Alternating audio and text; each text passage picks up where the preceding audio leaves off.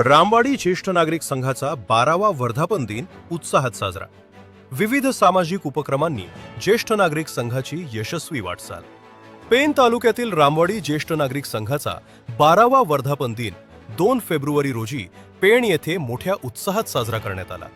सन 2014 मध्ये स्थापन झालेल्या या संघानं गेल्या 12 वर्षात विविध सामाजिक उपक्रम राबवत ज्येष्ठ नागरिकांना एकत्र आणण्याचं महत्त्वपूर्ण कार्य केले आहे. कार्यक्रमाची सुरुवात गणेश पूजन व स्वागत गीतानं झाली. तर संघाच्या वतीनं महाराष्ट्र राज्याचे दिवंगत उपमुख्यमंत्री अजितदादा पवार तसेच संघाचे दिवंगत पदाधिकारी व ज्येष्ठ नागरिकांना कृतज्ञतापूर्वक श्रद्धांजली अर्पण करण्यात आली.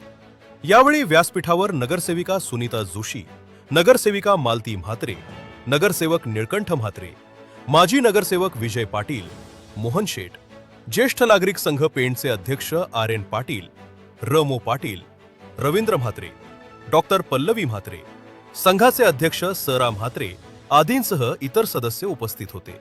यावेळी संघाच्या वतीनं मान्यवरांचे शाल श्रीफळ देऊन स्वागत करण्यात आले.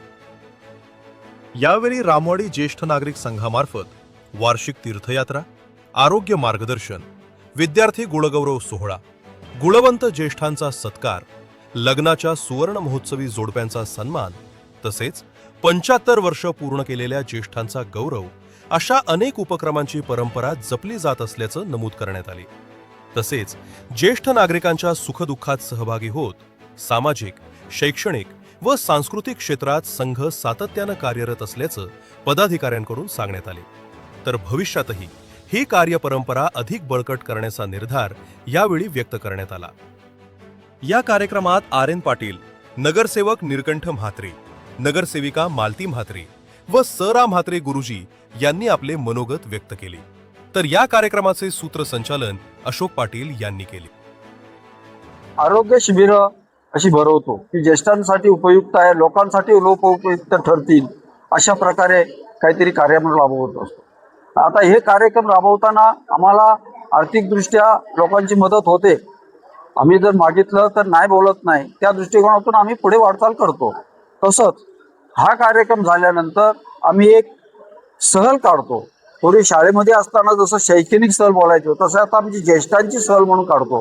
ज्येष्ठांची सहल म्हणजे नेणार कुठं आम्ही, की आम्हाला डोंगर दऱ्या चढता येत नाही. प्रथमतः आपण देवस्थानं जी आहेत की जी आम्हाला ज्याच्याकडून काहीतरी आम्हाला आत्मा आमचा शांत राहील हा दृष्टिकोनातून आम्ही देहू, आळंदी म्हणा किंवा समोरचं काही देवालय वगैरे असे अशा ठिकाणी आम्ही ती सहल आयोजित करतो.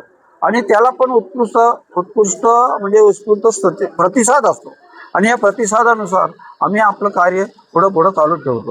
हे ज्येष्ठ नागरिक संघटनेचं कार्य करताना सर्व सभासद, सर्व सदस्य आणि सर्व सभासदांनी जे मनाशी ठरवलेलं आहे ते कार्य पुढं कसं जाईल त्याला कुठंतरी खुंटी बसता कामा नये. त्या मगाशी म्हटलं मी की थांबला तो संपला, त्या दृष्टिकोनातून त्याला गती मिळेल. अशी गती कशी मिळेल हे आम्ही बघत असतो. आणि गती मिळत असताना आम्ही कार्य हे अविरत जोपर्यंत आहोत तोपर्यंत चालू राहो ही ईश्वरचरणी प्रार्थना करतो. ज्येष्ठ नागरिक संघटनेच्या 12व्या वर्धापन दिनास शुभेच्छा देताना खरं तर ज्येष्ठांकडनंच ज्येष्ठ हे श्रेष्ठच असतात हे मला इकडे समजून येतं.